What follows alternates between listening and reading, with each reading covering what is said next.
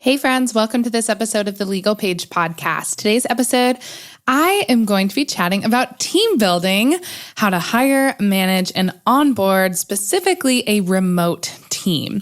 Now, the reason behind why I'm talking about only remote teams is the Legal Paige team and all of my workers are pretty much entirely remote. So I have them on the East Coast, I have them on Central Time, I am on Mountain Time. I think we have one person on Pacific Time. We have someone in Canada as well. And the only person who you would probably see on my Instagram quite a bit more is my operations manager, Casey, who lives nearby me, about 40 minutes away. And we do try to work together as much as possible, probably about once a week in person, just to kind of have that human-to-human connection and interaction. But for the most part, she works remotely as well at her home. So I thought it would be a really good idea to jump on here and kind of let you all in on all of the secrets behind how I started my remote team, how I now have 2 full-time employees, a bunch of different contractors, which I'll talk about, and how everyone works together in our remote team and what I have found pros and cons of having a remote team and kind of how to get around some of those not so great situations of having a completely remote team. So let's get into this episode, Legal Pagers. You're listening to the Legal Paige podcast, where we chat about life and business with a legal twist. I'm Paige, attorney and photographer helping online businesses and creatives tackle their business dreams without breaking out in hives. No more legal mumbo jumbo. This podcast features simple, bite-sized advice that'll have you legally legit in no time. Are you ready? Let's get started.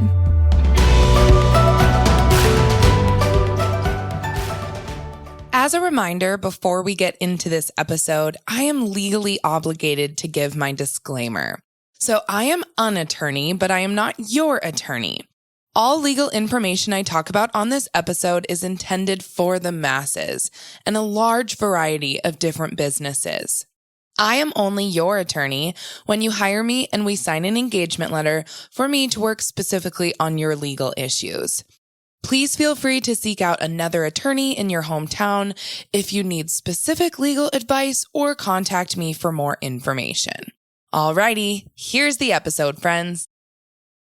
Alrighty, friends, as you know, I'm going to be talking about how to hire, manage, and onboard a remote team. The only way to really get this podcast episode started is to introduce you to the team members on the Legal Paige team and their roles in the business. And then I'm going to kind of go through the process from the beginning on how I hired each team member.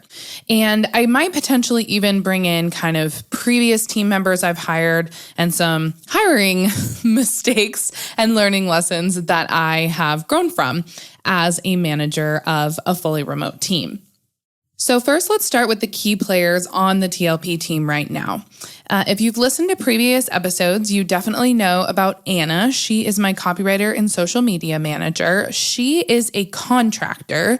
So she has her own business that is a copywriting business, and she's been doing that for many years now. She has additional clients beyond the Legal Paige.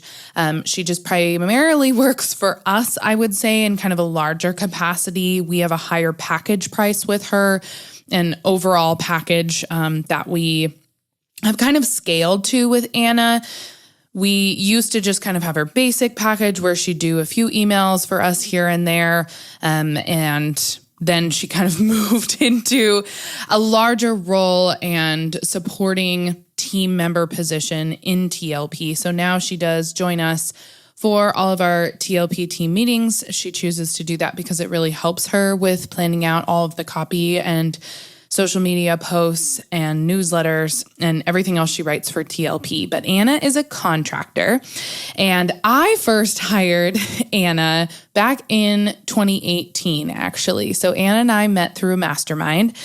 We have a whole episode on Anna and I's background, so I won't go into it in too much depth.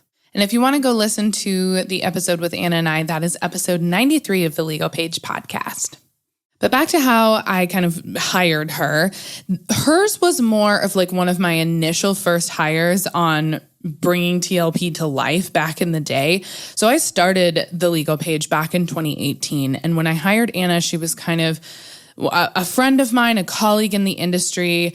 I knew she was a really good copywriter. She had worked for a couple other friends of mine in kind of the wedding and event industry.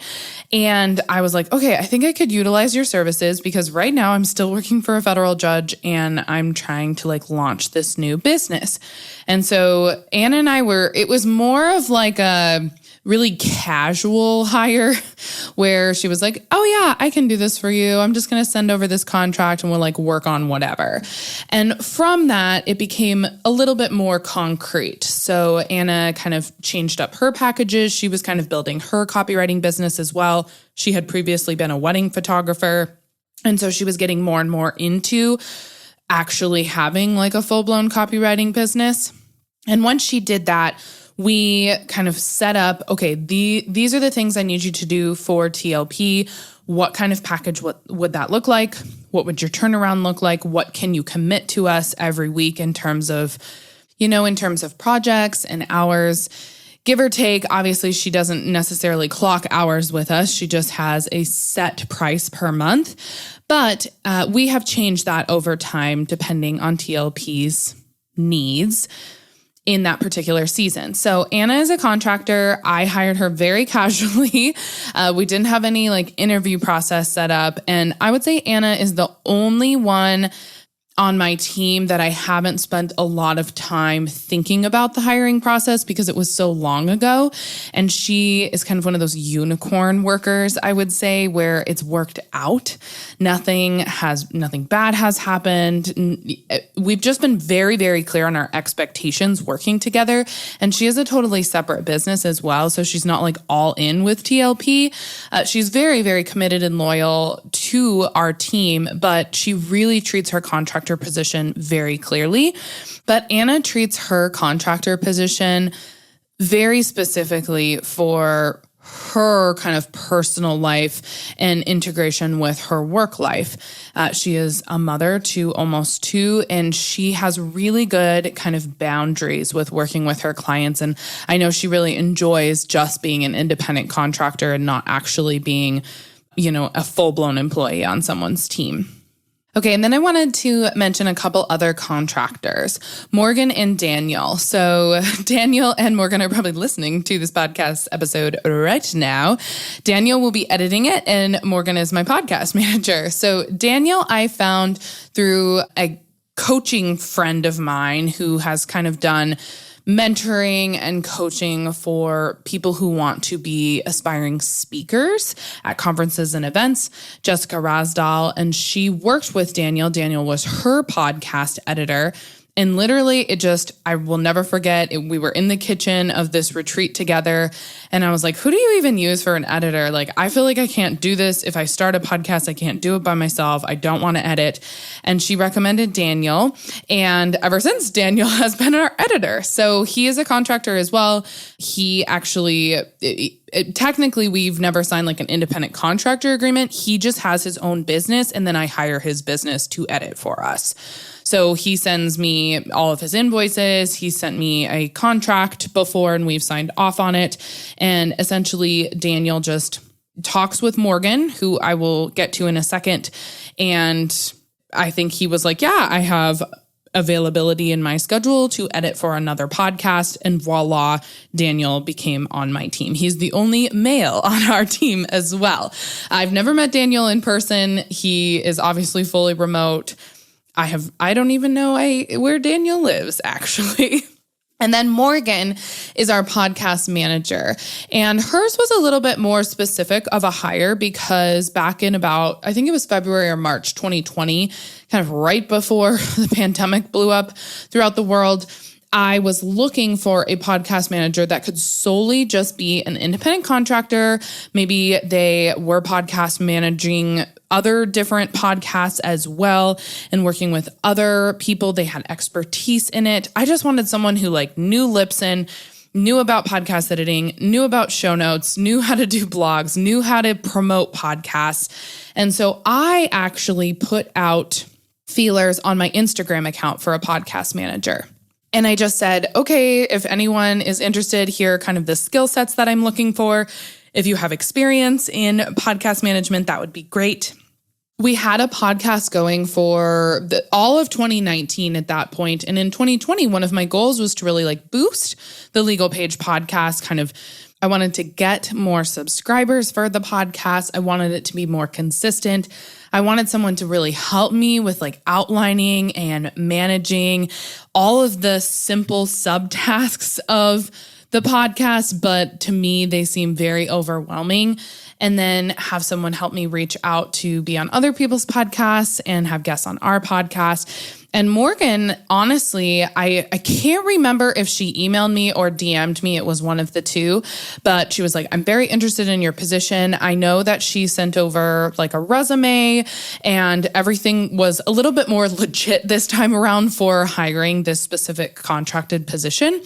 And I remember just jumping on a Zoom call with her and kind of doing an initial job interview for her. And she was perfect. And I just loved Morgan's energy. I loved her background and skill set. She had done podcast management for many, many other companies and people who run podcasts. And so I thought she would be a great fit. And I knew her personality would really gel with the team that I had at the time as well. Some of them are still on the TLP team and some are not. But Morgan has been a tried and true person working for TLP since about March 2020. She is primarily our podcast manager, but Morgan has also become kind of a jack of all trades, and she does many other things with TLP as well. Little mini tasks here and there. So Morgan is an independent contractor through TLP. She does have kind of her own business that she will invoice me from. But we signed an independent contractor agreement that I sent to her just because she would be working on kind of a little bit more than podcast management. I just wanted it to be an all-inclusive agreement, but she still invoices me.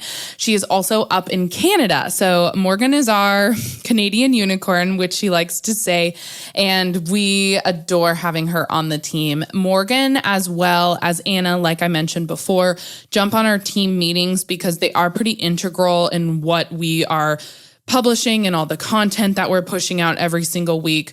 So both of them like to be involved in team conversations, but they aren't necessarily full-time employees on the TLP team. The two full-time employees we have, I definitely had a lot more specific requirements, and we went through interview processes, not just one interview, but multiple. I spent a lot of time thinking about bringing them onto the team because I was committing to having a full-time employee. We pay monthly salaries to our full-time employees because they are remote. I don't like to have them clock hourly. It's just overly confusing. And honestly, I'll get into that in a second, but they have salaries, and I was committing to at least a few years with these people, and I wanted to make sure they were really the right fit to that role, to my team, to work alongside me. And so I would call this kind of our executive leadership team, or our leadership team, myself, who works full-time with TLP, and then my employees who work full-time with TLP. So we'll start with Christina. Christina is over in North Carolina, so she's our East Coaster at TLP. And I actually hired her through Indeed.com. And this is a really interesting thing because, one, I didn't even know what a digital marketing manager was until right before I decided to hire one. And two, I didn't even know about Indeed.com. So I had heard about LinkedIn and other platforms to kind of, put job positions out there and get applications for. But this was seriously the very, very first time that I had actually done that, put it out to the public, not my Instagram following, not my email newsletter list, not trying to find someone in a Facebook group that I'm in.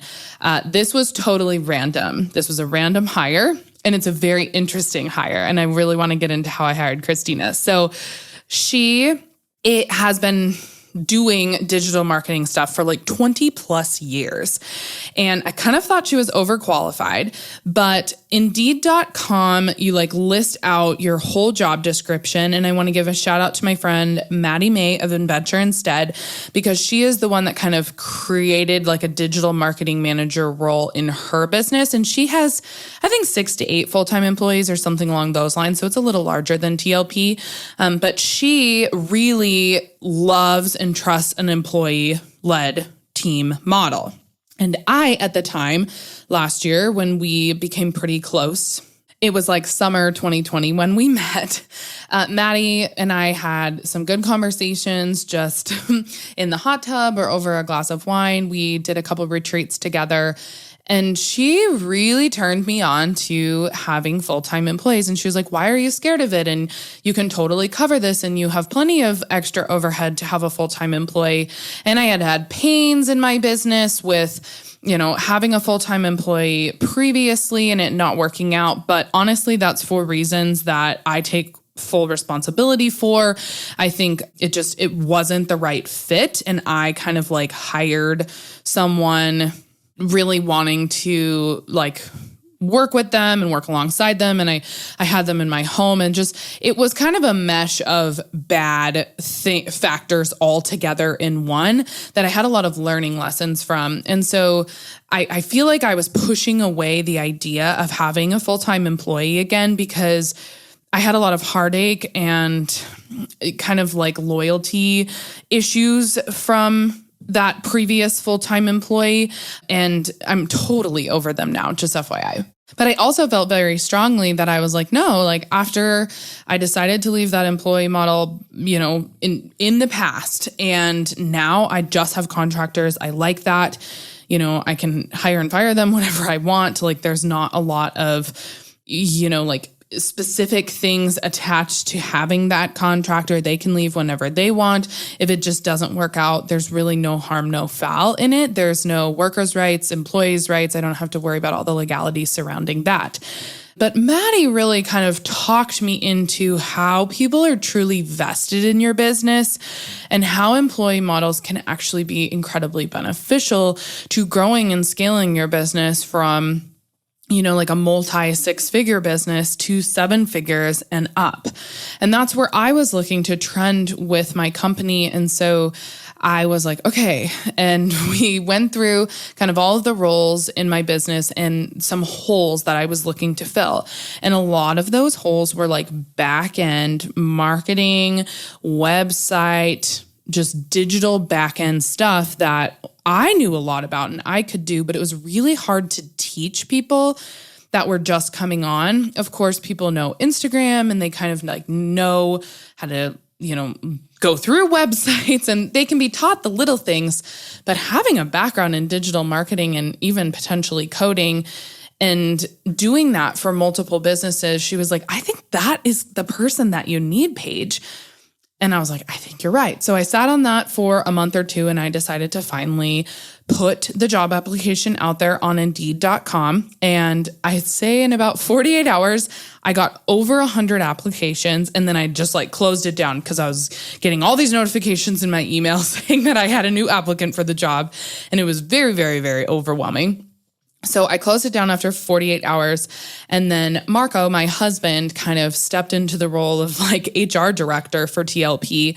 I was working on a bazillion things at the time. And I said, I trust you. You know me. You know my business. You know my personality. You know all of the things that have happened in the past with employees. He knows me better than anyone. And he really does know the legal page. Like Marco has been there as kind of a sounding board ever since it came to fruition.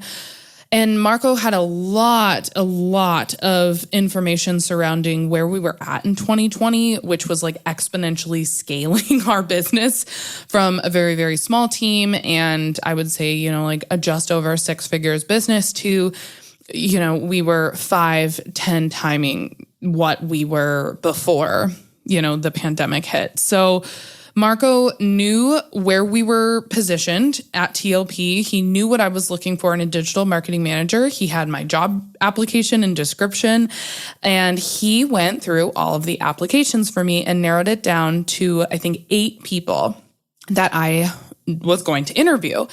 And one of those people was Christina. And of course, I'm a control freak. And so I definitely went through some of the applications on my own, just like scrolling through Indeed.com and kind of looking. And Christina actually was not somebody that I was going to interview. I was like, oh my God, this person's like totally overqualified. I just like, there's no way. They've been in this industry for too long. And like, I don't even know if they would know what like an online legal platform is and how to work for our company. But Marco was like, no, this is exactly what you're looking for, Paige. And I think she really deserves to have you interview her. Just see how it works out. I had a couple dud interviews to begin with other people. I just knew they were not good fits. There was a couple that like had stellar applications, but they just were not good to talk to and were not friendly. And I felt like they were kind of robotic, going through the motions of like an interview process. And I was like, this is not going to be a good fit for our team. And then I was pleasantly surprised when I got on the phone with Christina. So Christina is a mother. She has a kid in her 20s, and then she has a tween boy who is super wonderful as well. And Christina, she has a lot of life experience and background, and Christina's actually from Rome, Italy. So she's full Italian and then moved to the United States in her 20s and has lived here ever since. And there's just her whole life experience. And I have an affinity towards Italy. One of my best friends lives there. I've been there many, many times. And I don't know what it was, but I felt this immediate innate connection with Christina on our first interview. And I asked her all of the questions, and she obviously passed with flying colors. She had a lot to say. She did a lot of research about TLP before our interview, and she did a lot of back-end, like Google Analytic research, which was super interesting and kind of showed me where she thought the holes in TLP was and how she could really be a beneficial piece to the team and a value add. And that was really kind of up-leveling her first interview for me. I was like just blown away by her in all respects. And I was like, okay, I really, really like her, but I need to finish my other interviews. So I did my other interviews, and then I immediately looked at Marco and was like, she was my number one. So I asked her to do a second interview because this was something that my friend Janelle Joy, who has all employees on her team as well. I think she has like 8 to 10 employees. She runs an editing company, so photography editing company. And her employees, I think they do 4 to 6 interviews before she actually hires someone. That's a little overkill for me. But I was like, I learned from her, don't base everything off of the first interview. Sit for 24, 48 hours. Think about the interview. Think about additional questions. Think about the future with this person. How do you ideally think that they are going to fit on your team and be a very solid, valuable member of your team? And then what questions do you have for them regarding that? So it's kind of more of like a futuristic interview. The second interview is thinking, okay, I'm very interested to have you on my team. And it's not so much like you're asking those basic interview questions like you do in interview number 1. It's getting more into the nitty-gritty of how they would become an integral part of, your whole team camaraderie, team feel. And that's what I did in interview number 2. And after that interview, I just kind of knew I wanted to offer her the position. I didn't need other interviews after that. I was like, okay, that's enough. I had just spent, quite a few hours thinking about this person. And I sent the job offer to Christina. Obviously, everything was remote because she lives on the East Coast and I live in the mountains in Montana.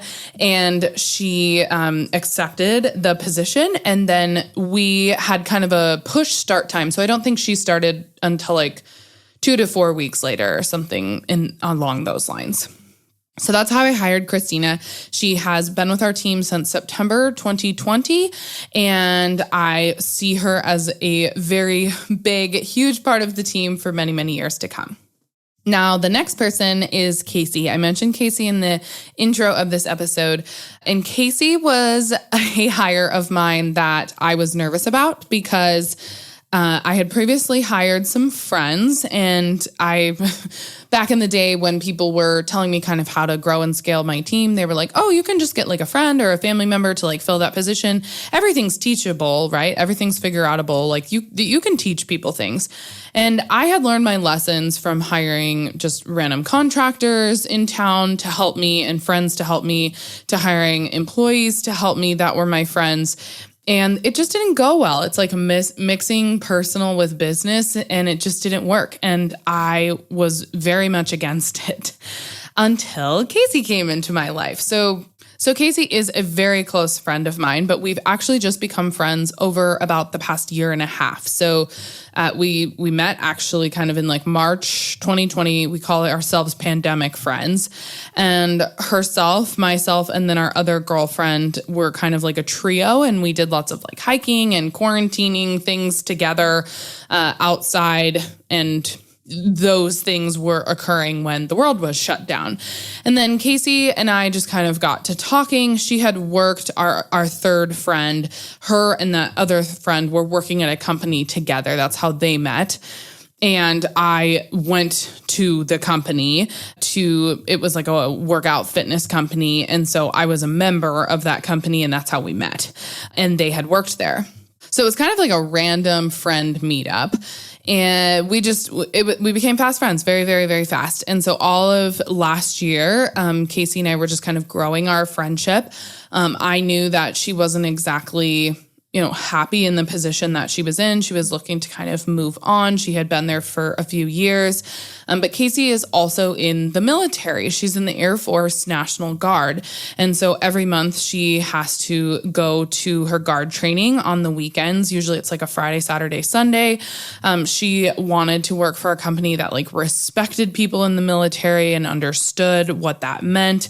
And her previous position kind of had issues, that company, with like her, having to serve our country once a month. It was just kind of crazy. But I come from a military family. So all three of my siblings have been or are still in the military. My dad is retired Air Force. My grandpa is retired Army. And so I kind of knew like a lot about military and kind of integrating being a guard member with a full-time position. And so Casey and I really bonded over that. And then Casey's skill sets are really what I was looking for. So she has a lot of background in human resources and company management and managing team members. So she was a manager at this other company she was and had a bunch of people underneath her. She knew a lot about task management, kind of operations was one of her like highest skill sets. And Casey's older than me. She's about 2 or 3 years older than me. I'd say about 3. And she's been overseas. Like she's had a lot of life experiences, kind of similar to Christina, and not as many as Christina, but Casey, she was very, very, very mature. She's one of my most mature friends and really just like has her shiz together, if I'm going to say that frankly.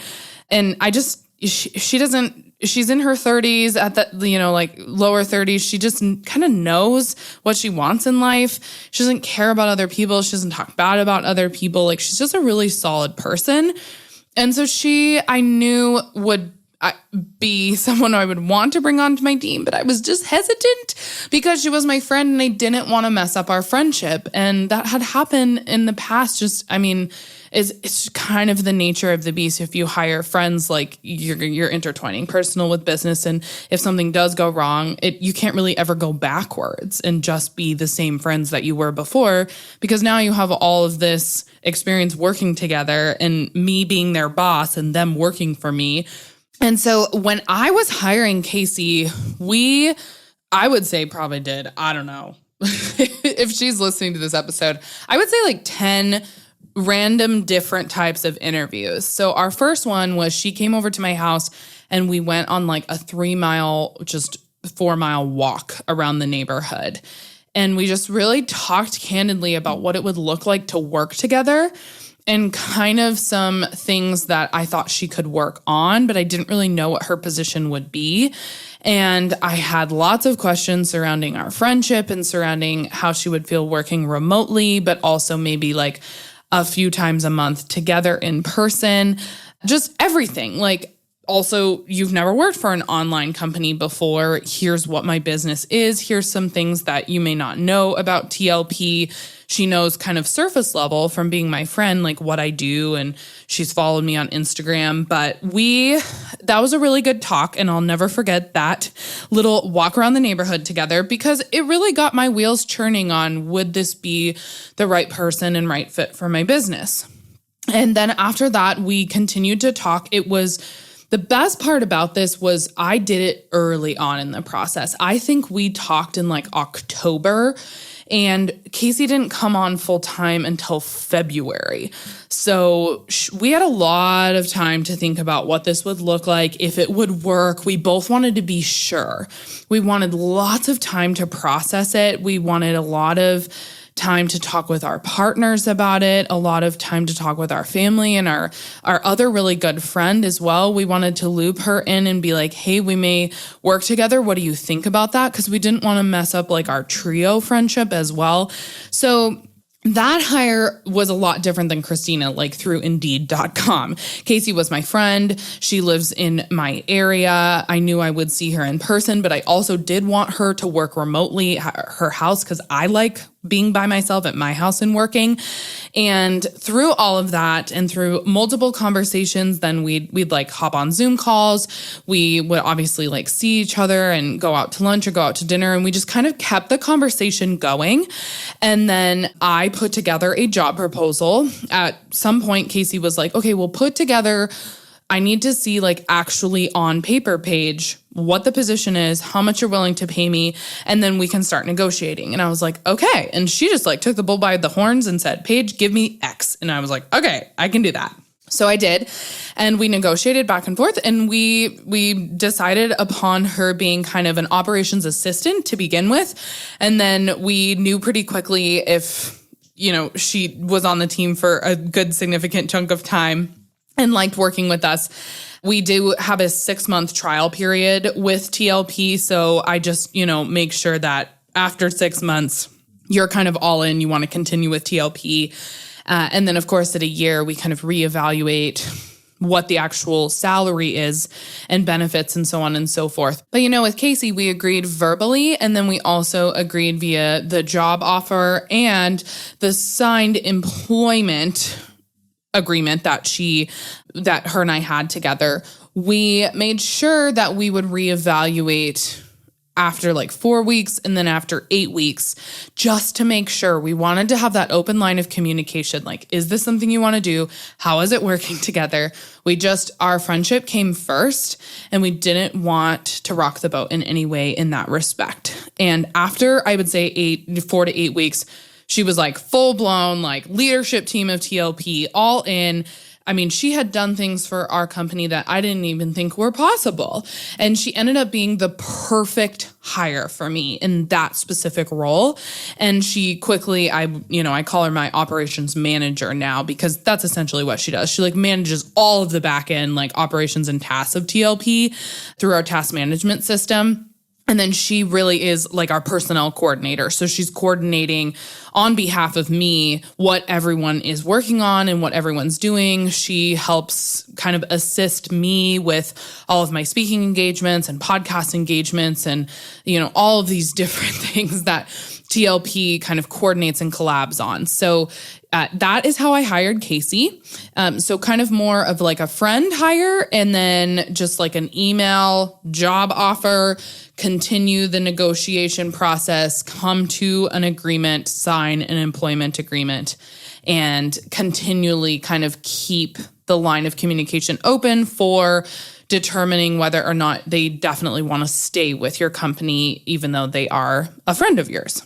All right, I have 2 more people on my team. I know this was long-winded, but I think it's really important and interesting for you all to hear how all of these people came onto my team because it's very different for each person. So the next little subsection of TLP is my legal team. So it's myself, Melissa, and then our intern. So Melissa cold emailed me. I wasn't even looking for a legal assistant. I wasn't looking for some other lawyer who had similar interests as myself to join TLP. But if this will teach you anything, never underestimate the value of a cold email. Because Melissa emailed and I mean, it was one of those emails that I was like, okay, sounds good. Boom, filed it in some subfolder in Gmail. And I didn't come back to it for a few weeks.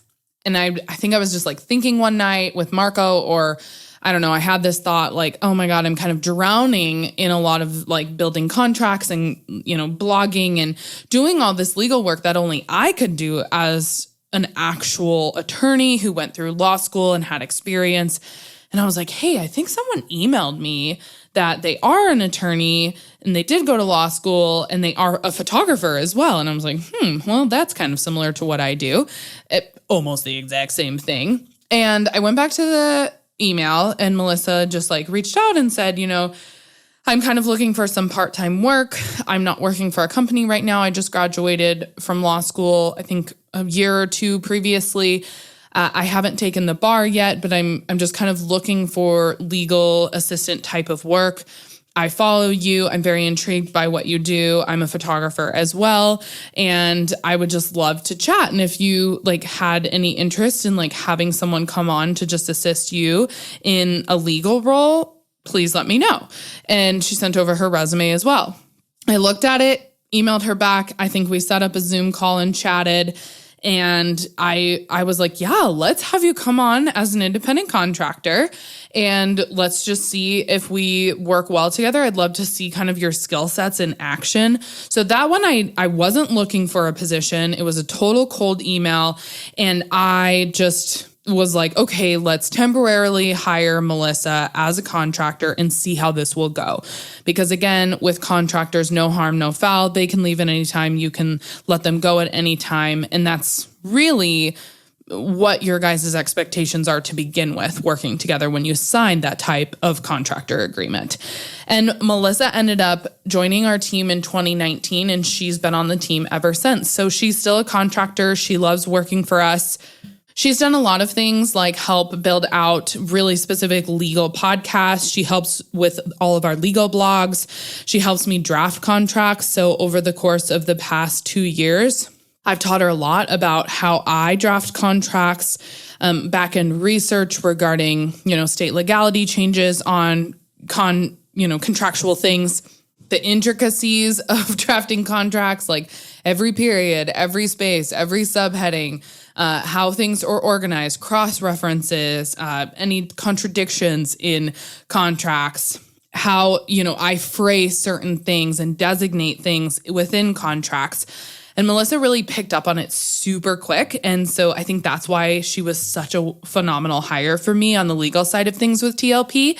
And then at the beginning of 2020, we were both kind of looking at each other like, okay, there's some little tasks, like just getting the first draft of a blog done. And we could kind of manage, working through blogs with an intern together.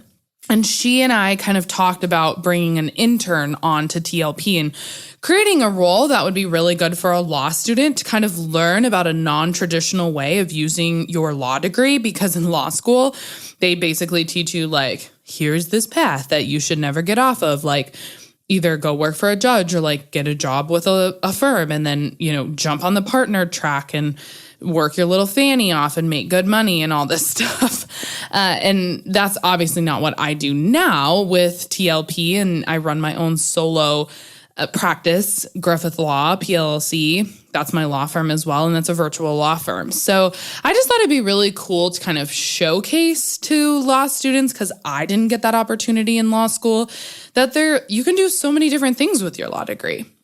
And so we hired our first intern last year, and she was a great hire. Melissa managed her, and then she graduated this past May, and is studying for the bar now and is then, moving elsewhere and going to work for a firm. And so we hired our second intern recently, and she is a law student. I decided to hire someone that was a 1L, so I would have 2 years with them if they just wanted to pick up a few extra hours. I think working for a company like myself where you can work fully remotely and on your own time in law school is glorious instead of having to work like actual law firm hours, because many people want the opportunity and experience of working for like a brick and mortar law firm that has clients and does litigation and all those type of things. I did that in law school. I thought it was very, very beneficial and worthwhile. And I gained a lot of insight from doing that kind of thing as a legal intern. And so I wanted to like offer kind of an additional thing that people could do for money and be like, hey, if you want to help with blogs and do like small little research legal projects for us on the side, you can literally do it at 2 a.m. on your couch after you read for all of your classes or take a test or whatever. And you can also work for another firm. That's not a problem. There's no conflict of interest because we're just an online legal platform. And so we just hired our second intern and it's going really well as well. And I don't just like randomly put out into the universe that we are hiring legal interns. I am pretty pro University of Montana School of Law, where I went to law school, which is here in my hometown. And I decided to I reached out to a contract professor and then an IP professor, intellectual property professor that I had, and just said, hey, do you have any really good students that you would recommend for a position that is X? And I explained like our intern job position. And said, who would you recommend? They sent me a couple students and then I reached out to them via email. We kind of set up Zoom calls and I decided to hire one of them. So a little more formal than just like, randomly meeting Anna and like kind of deciding to hire her as my copywriter. But it definitely wasn't like I was putting an application out somewhere publicly online for a legal intern. I definitely want to give cred where cred is due and kind of help people that are from my alma mater. Okay, so that's everyone on our team. I'm going to go kind of quickly. I think really hiring is such a valuable thing for you all to know. And what I hope you got out of me being very, very detailed on how I hired each person was I did it differently for each person. And it's okay to do things differently. I think for me, I really care more about the team aura and how everyone's working together and if they are a good fit for that position and if they are going to work well and play well in the sandbox with others. And then also how they will interact with me. Does this person have a lot of daily, one-on-one conversing back and forth with me? Am I literally going to be talking to this person every day? Or are they someone that will be talking to, like a lower manager level position in TLP that those people then come to me? So that is how I hired everybody. And now for the onboarding process, I just wanted to give you guys some pro tips for onboarding. So over the years, it's definitely changed and grown for onboarding because at the beginning, we're a startup. Like we don't have an onboarding process, right? We don't even know what a position that we created is. It's kind of like a free-for-all, jump into the deep end, like figure it out yourself.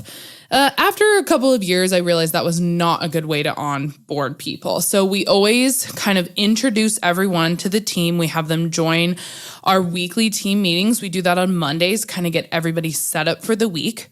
And I make sure that everyone kind of sets up individual Zoom calls with the new people. And they really talk about what they do, how they like to communicate, because we can communicate via text, via Slack, via email, and then Voxer as well. We have like a walkie-talkie app that we use. If you haven't heard of Voxer, go check it out. And so a lot of my team members prefer one or the other. And instead of me just like spewing all this information at them, like, hey, this is what this person does and this is what this person prefers, I would rather them just set it up themselves and remotely get to know each other, as you would in an office where you could like talk about that over lunch or go to your colleague in the next office next door and just have a little chit chat and get to know them. So I have them set up their own Zoom meetings, and then they just kind of talk through everything and how they can assist the new person on board. We do, of course, kind of have an onboarding process in terms of like filling out and going through your employment agreement, we have a non-disclosure agreement as well, and what that means. I, of course, talk them through like, here are the tasks you need to do. Christina, who is our digital marketing manager, got us on to our task management system, Monday.com. And so Christina and Casey really go through people who are getting onboarded with Monday.com and kind of how to manage all of the subtasks in there. I, of course, send them our branding guide and media kit, and so they can get really used to what we do as far as making sure that the whole like core values and brand of TLP is always showcased and shown. I do not have an employee handbook. That is TBD, but I am working on it. I just feel like we have a really core team right now. And so potentially we will work on, an actual handbook for the company at some point, but it's all kind of virtual and in our heads right now. I make sure that they are hands-on on all of the online software programs that we use. So I make sure that we set them up with an email, that they get used to Canva, that they get used to Shopify, that they kind of course, part of the onboarding process is just to like look through our website. I want them to read word for word everything on our website and really get comfortable with what we're doing. I also really like people to look through all of our contracts when they get started with TLP so that they're comfortable understanding, like, here are some of our biggest contracts. Here's what they offer. Here's what they include. Here's the description of them, just so they can get used to talking about those with potential customers of TLP. I also like to ensure during the onboarding process that they have a comfortability with working for me, where I'm their boss, but I'm someone that they can reach out to and ask questions to. So we make sure that usually the onboarding process kind of takes about 2 to 4 weeks in total, where you're setting them small little tasks, and then you're allowing them to open the conversation up and ask questions and get constructive criticism back. That's really important that you set that expectation in your onboarding process, especially as a manager of, say you're just hiring your first independent contractor.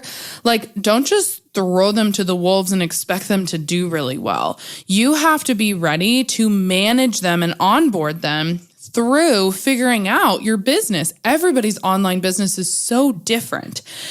We may use similar platforms, but we might even use them in a completely different way, or we have a different kind of means of communication, or the way we like to communicate and our overall tone with potential clients is probably different than people they've worked with previously.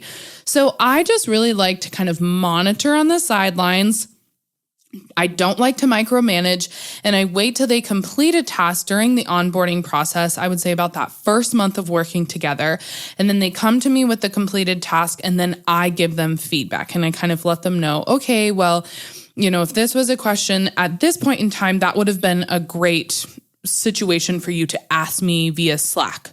Or you can copy and paste that and send it to me, in Slack. Or, that's kind of complicated. You probably should have just asked me that in Voxer, and then I can voice message you what I would suggest you respond to them as.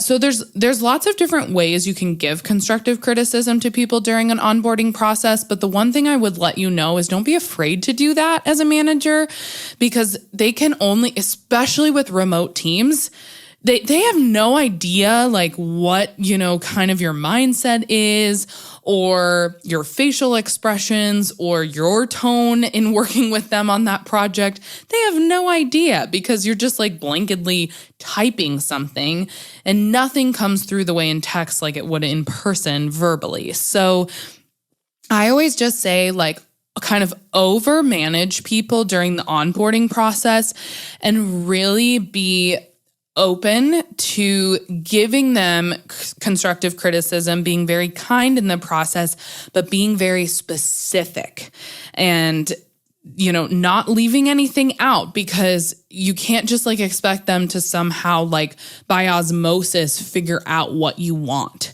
A remote team, you're going to have a really hard time kind of onboarding a remote team if you just assume that they're going to be miracle contractors that can pick everything up super, super fast. And that was a mistake I made in the past. Was I was just here's the position, here's what I need you to do, boom, go. I don't have time to really help you or onboard you through, coming onto our team. And that was really detrimental to a lot of VAs that I hired. I take responsibility for that. And to some employees that I hired previously as well. It just didn't fit. And they didn't ever feel fully comfortable because I think I kind of blew the onboarding process, so to speak. I really didn't make that an actual concrete thing and think about how I was going to go through that process. So they came out on the other end after their first month of work feeling empowered and ready. And they had all of the tools in their toolkit they needed to be a very, very successful employee or contractor in that position. Okay, now for managing a team the size of TLP and doing it remotely. I think this is really important for people. So the key tools that we use at TLP are Slack. I'm sure you've all have heard of it. It's like a DMing system back and forth. It's actual text. I like to keep it very separate. I don't like to text my employees and contractors their personal phone numbers or their personal phone numbers. And we keep it very separate. That way as well, you can turn on and off notifications in Slack. I actually don't even have notifications pop up on my phone or my computer. I have to actually physically click on the app for me to be okay, I am on Slack and I can see what people are sending to me, and then it'll pop up my notifications there. But that's a separation thing that I like to do, so I'm not constantly getting pinged or working 24/7. And then we use Monday.com, like I talked about. That's my task management system that we kind of put into place, I would say, end of 2020. We didn't really have a task management system like Trello or Asana or anything like that. I actually hated them profusely. And I really did not want a task management system until I fell in love with Monday and someone told me about it. So you guys can go check it out if you're one of those people that hates Trello and Asana, like I was too. And so go check out Monday because I think you might like it as much, as much as I do. But we keep everything in kind of Google Docs and just having people kind of go through our Google accounts and, see what is in there. We have a master folder in Dropbox as well that everyone has access to. So kind of going through there and getting acquainted with that. Deadlines, we keep really strict deadlines on projects. That is super important to me as a manager. I like to delegate and then be done and not micromanage until the deadline comes up. And then if they don't hit the deadline, we talk about it. And most of my team members always hit deadlines unless something weird happens. And then I take over from there. So Monday allows us those tasks to subtask a large task out, to put deadlines on them. And then everyone tags the next person in line in that, task list. And usually I'm in there for reviewing and monitoring and looking things over once the project is basically complete in its first final draft stage. And so once they hit those deadlines, that's where I come into play. So people know, I'm not going to reach out to you and figure out what you're doing or how that's going. I don't have time to do that, honestly, especially with a team the size of TLP. I've got contractors Voxering me here. I've got, people slacking me things that are coming from a Facebook group. I've got my personal life to manage as well. And so deadlines and keeping everything in one place on Monday has been really beneficial to the team of our size. I would say once you kind of get over the hump of having 1 to 2 part-time contractors, and especially when you move to an employee model or quasi-employee model, we're quasi-contractor/employee model here at TLP. I think having a very specific set task management platform is going to be really beneficial to your team. And then we also implemented team meetings. So every Monday, I make sure that I check in People see me in person, virtually in person on Zoom. We have them every Monday at the same time. Everyone's gotten very used to them, and it's a great time for us to go through everything that is happening with TLP. We have the first 30 minutes of the call where I wham bam through a bunch of different content pieces of TLP, and there's certain people that manage those conversations. So we start with social media. Anna talks first and goes through that. I ask questions, and so does the team if necessary.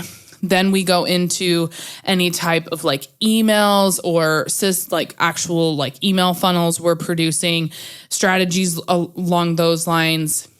Anything out there that involves our Klaviyo account, which is our email marketing platform account where we send out email blasts and have all of our flows, back-end post-purchase sequences and things like that. So that's where we schedule emails from. And so Anna and Christina kind of manage that conversation of the team meeting. And then we go into everything from the Facebook group to Facebook ads to emails that are jumping in just our customer service inbox. I go over analytics. I go over new Shopify products. I go over what's, how we've done the past week. Christina really takes over the analytics behind things and talks about what we should push or what we should take away, what we should work on more, where people are clicking, what's working well, what isn't. And then we kind of, at the end of the call, always have open Q&A if people have other questions. And it's really good because sometimes I can see when a contractor of mine has a question towards one of my full-time employees, and it's happening right in front of me on the Zoom call, which is really nice. It's a good way to have a remote team kind of feel a little bit more in person. And especially from a manager standpoint, I think that kind of good, consistent team meeting structure is important. The one thing I did want to mention about team meetings is our structure has changed a little bit where we used to have really long-winded team meetings. It used to be an hour or two, and that just kind of got cumbersome and not necessary, to be very frank with you. So we bulk a lot of things where Anna is our copywriter and social media manager. And we just push all of that to the beginning of the meeting. And then Anna jumps off because she doesn't need to know about all these other things we're working on. She can figure that out later. I can tell her if I need to Voxer her, or I, have Casey reach out to her and let her know what's going on. But I don't want to waste her time, and she can get back to actually working on things that she needs to for TLP. And then we've also kind of just talked willy-nilly about our personal lives, or I've gone off the deep end on a thought processes of mine, or I come up with some idea that I think is just genius and we have to talk through it on a team meeting.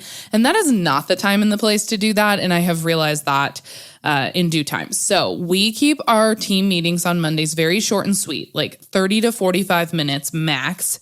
And then during the team meetings on Monday, we say, okay, we need to have kind of a think tank session on X type of project. And then Casey will collab or reach out to whomever is a part of that think tank session and needs to be included. And we set up a separate call for that. So that has been really instrumental in us being very specific with our time, especially as a remote team, being very cautious that not everyone needs to be looped into every single project. And I always thought team camaraderie, I need everyone to know what's going on at all times.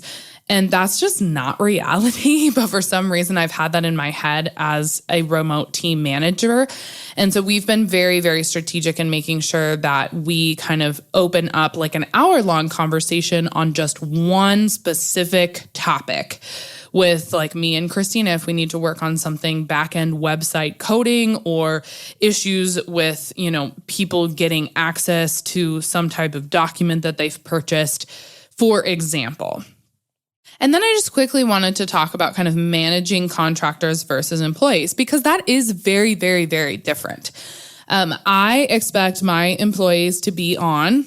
We do Monday through Thursday. Currently, we moved to a 4-day work week. I have talked all about that on social media. And I think we have a podcast on it as well.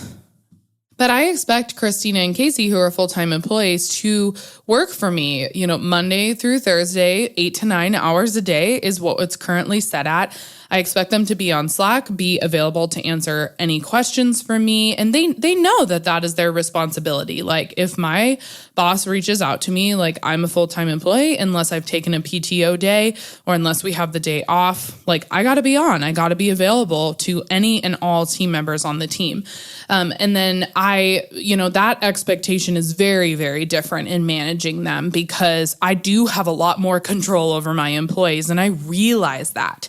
So my contractors, not so much. I can Slack them during the day and my expectations are very different. They will respond back to me when they decide to work. And I don't set hours for my contractors. Some of them like to work in the morning. Some of them like to work in the evenings after they put their kids to bed. Over time, of course, I've gotten accustomed to lots of people's, different working styles and the times of days that they prefer to work. And so I've kind of changed my schedule around a lot of my contractors. Like Anna and Morgan are both moms of young kids. And I know that they have like childcare during the day, but then I don't bug them in the evenings. And a lot of my team members know that I don't really start my day until 9 a.m. or 10 a.m. I'm not a morning person. And so they know to like reach out to me, but expect to not hear anything until I'm like up and rolling and ready to work. So managing contractors and employees is very different. And you just have to realize the control factor over both is so varying in size. So just be aware that with contractors, you really have to have them at arm's length. You can't control too much of what they do. We put the tasks up for them in, Monday.com, and then it's on them to finish it and ask questions when they decide to, set their working hours and start clocking their hourly rates for us. I always get asked the question too, like, Paige, what do you recommend for people who are wanting to grow and build their team? Do you recommend like in-person people? Do you recommend a fully remote team? And is it better, in your opinion, to go with one over the other in terms of contractors or employees? If you've learned anything from this podcast episode, it's that I really, really love remote teams. I think that I can get a lot done. If your business model is similar to mine, where you can do, I'd say 90% of the work from behind a computer screen, then a remote team would probably be really beneficial to you. But there's a lot of things like my presence on social media. I network and go to a lot of conferences and events for speaking engagements. A lot of that is in person as well, but I don't necessarily need someone in my hometown to be with them at a desk next to me day by day. So I think that having some employees that are a little bit more vested, at least one, is a really good aspiration to have, I would say, as a business owner. I always tell people to start out with hiring contractors because it's just simpler, it's easier, it's less work, it's less cumbersome, and you don't have to like give your all to them and have all of these like employee rights and legalities looming over your head. You don't have to set them up on payroll, right? You don't have to pay their share of taxes. There's a lot less financially and management wise and legality wise that you don't have to do with contractors. So that's a great way to start if you're just starting to grow and scale your team. But I truly, truly now see the benefit in having full-time employees. And I don't think I'd ever go back to just having all contractors on my team. Okay, now really quickly, I know this has been a long episode, but I wanted to get to just a couple little things that I think you all need to consider. So time zones with a remote team. They are tricky. I would definitely suggest that you keep it within a 2 to 3 hour range. Having someone in like Hawaii would be very challenging for us because we have someone already on the East Coast. Most of us are in 3 different time zones. In Eastern time zone, Central time zone, and Mountain Standard time zone. So that is really important to our team that we're only kind of like 3 hours apart or 2 hours in difference at all times. So definitely something to consider when you're hiring a remote team, because if they work like on a completely opposite schedule of you and they're in a different country, or you're on the East Coast and they're in Hawaii, like that could present some challenges. People have also asked me, how do you manage days off, times off? So my team gets all federal, like our, the main 7, I think, or 8 federal holidays off. Time off, when they start, a full-time employee will get 2 weeks of PTO, and then that accrues and they can't take it until up to 6 months of working for me. So I want 6 solid months, and then they can start using their PTO. And then also I'm just very flexible on like other days off. If they just have like something going on or something happens in the afternoon, like usually I don't count those as PTO. I just like give them time off. Also, there's some days where I decide I just need like the afternoon off, and I just don't feel like it's fair if I take the time off and they don't get the time off. And this is actually something I learned from the federal judge that I worked with. He was very similar in that respect, where if he decided to take off at 2 or 3, he would let the whole office go. He'd say like, finish what project you're working on, but I'll see you guys in the office tomorrow. I just want to give you the rest of the afternoon off. And that meant so much to me as someone working for someone else. I was like, oh, sure. Okay. Yeah. Like I want a couple extra hours of personal time in my day. And so I try to do that with my team as well. And that's kind of how we do days off. Of course, contractors can work whenever they want, vacation whenever they want, and check in whenever they want. So I don't really care about time off or what have you for contractors. The only thing I would say is like, if you have listened to our most recent podcast episode regarding my copywriter, Anna, she did go recently on maternity leave, and she needed to tell me about that time off and plan for it, because she was like, I'm going to be MIA for 3 months and I do things for you basically 6 days a week. And so we had to plan for that kind of time off. I would say Morgan and Anna and Melissa all really tell me when they're going to be out of town for, I'd say, more than a few days, or they want like complete unplugged work, like actual personal vacations. They don't want work to be involved. Of course, they need to let me know that so that I can respect that time for them, and I cannot message them, and I can tell the whole team like, they are off this week. Please don't contact them, because that's what I would want as well from a boss. Okay, and lastly, I just wanted to quickly talk about non-competes, contracts, NDAs, those type of things.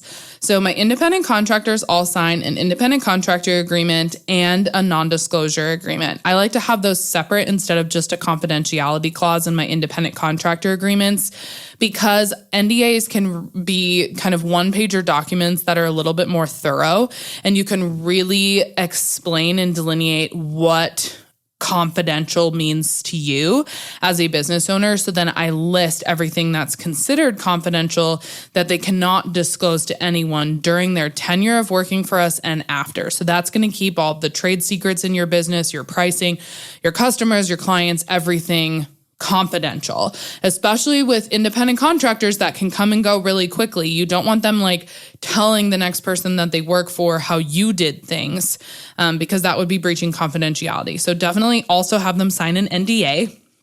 You cannot have independent contractors sign non-compete agreements. So just throw that out the window. If you've ever heard that before, don't do it. For my employees, I do have them sign an employment agreement, and there is a non-compete clause in the employment agreement only for them working for like another virtual lawyer or legal platform, very, very similar to Paige. So it's very discreet on, and very clear what they can and cannot do non-compete wise.